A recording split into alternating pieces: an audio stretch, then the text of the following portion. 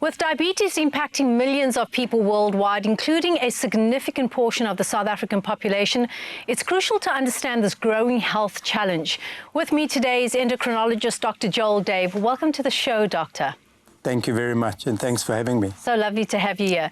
Doctor, why is diabetes ever increasing in South Africa? Well, that's a question that is unfortunately being asked around the world because diabetes is increasing worldwide. Okay. And over the next 2 or 3 decades, we're going to see the highest increase in Africa. And unfortunately, when we talk Africa, we talk South Africa because we have the most people with diabetes on the continent. Why so? It's tightly linked with lifestyle. Okay, so environmental factors. Yeah, and our own habits, which drive a large portion of diabetes. Most of the people with diabetes have type 2 diabetes, and most of type 2 diabetes is driven by lifestyle measures, especially what we eat and the amount of exercise we do. Okay, so when you say habits, you're talking about nutrition, you're talking about movement, you're talking about what, sleep? Relaxation. All of that. Unfortunately, it's not good news, but South Africa is also the most obese nation in Africa and one of the most obese in the world. Okay. And diabetes and obesity are tightly linked, not in all cases, but in most cases. And it's thought that that is what's driving the majority of cases towards diabetes, and that's obesity. Yeah. And so it comes down to a lot of things: what we eat, exercise, stress levels, sleep, smoking, alcohol. So a number of lifestyle measures have to be addressed. You know, I sometimes see what's offered at the tuck shops at my kids' school, and I cannot believe in today's day and age that we are feeding our kids that kind of junk. Yeah. I mean, you know, especially in public schools, I think legislation should come about where you restrict the types of foods that are being sold there.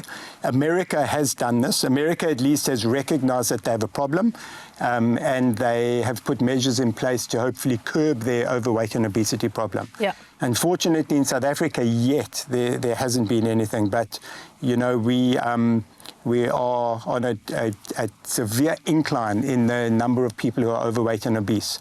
Type 2 diabetes is being diagnosed younger and younger and younger. In the old days, it was thought to be a problem with people as we aged. Yeah. Now, unfortunately, we're diagnosing it in younger and younger people. What do we do to prevent it? How do we stop? You know, you were saying that the key factors include, for example, alcohol, I guess smoking, sedentary lifestyles, not sleeping well, not eating well, not moving enough. How do we change all of that, aside from starting at school? Where do parents start in the home? Because I think a lot needs to start in the home. I think the 2 key drivers are what we eat and exercise. What should we be eating? Well, it's easier to answer what we shouldn't be eating. So we shouldn't be eating things with sugar. Okay, so sugar should be a no-no in the house. Even so when things it's like yummy. chocolates, sweets, sugar-sweetened beverages. And then there's a whole debate that everyone knows about carbohydrates. Some people say that we should cut them out completely. Some people say that we should limit it. So I'm not in support of cutting them out completely because they're very nice. We all like them. The carbs or the sweets? Carbs. And but I am in favor of limiting the carbohydrates. So that's a good place to start.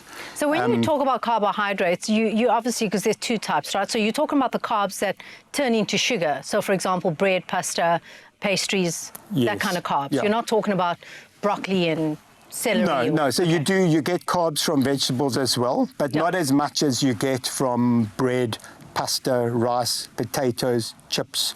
Pap needs to be limited. I'd love to ask you, you know, as a doctor in a field that's ever changing with research advancing day by day, what are you most excited about? The diabetes field at the moment is very exciting. Lots and lots of changes for people with diabetes, whether you have type 1 diabetes or type 2 diabetes, the options of what we can treat you with.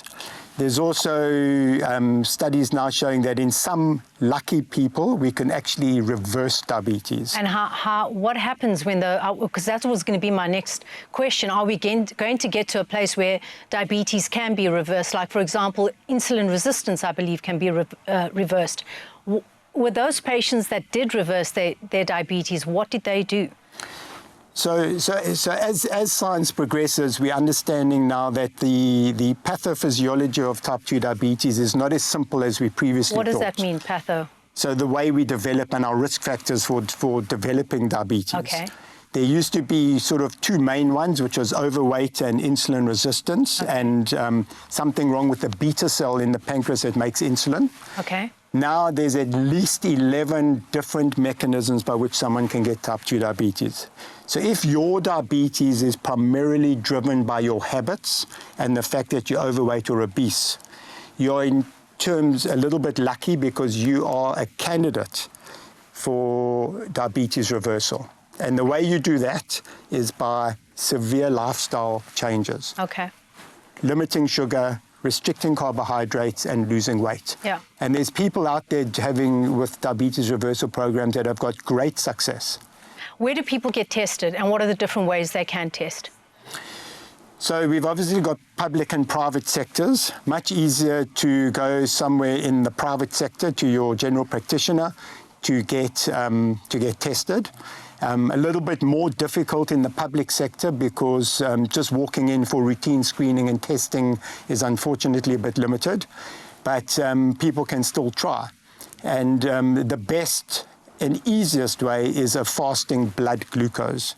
So you fast overnight and you have blood drawn. You can also have your finger prick glucose measured, but that's not as accurate as a venous blood glucose. Doctor, I'd love to ask you about, I think it's called a glucose monitor. I see a lot of people walking around with this patch on their arm. What is that about? Are those people that do they have diabetes, or are they monitoring their glucose? Before those came out, one had to prick their finger to obtain blood to measure the glucose. And obviously that's not extremely comfortable, and it's not for everyone. And especially people with type 1 diabetes have to prick their finger 4 to 8 times every single day. So thankfully, continuous glucose monitors have come onto the market, which make it a lot easier for people with diabetes to monitor their sugar. Unfortunately, most of them are inaccessible because of cost. It's designed and it was validated for people with diabetes to more easily manage their glucose. But there has become a trend now for people without diabetes to also start wearing it to monitor their glucose. Doctor, thank you so much for all your insights. We appreciate you being here. Thank you, and thanks very much for having me. What an insightful conversation about this complex condition, and whether you are at risk or simply want to take control over your health, we encourage you to get tested and to know your status. Stay tuned, because after the break, we talk all about Ozempic.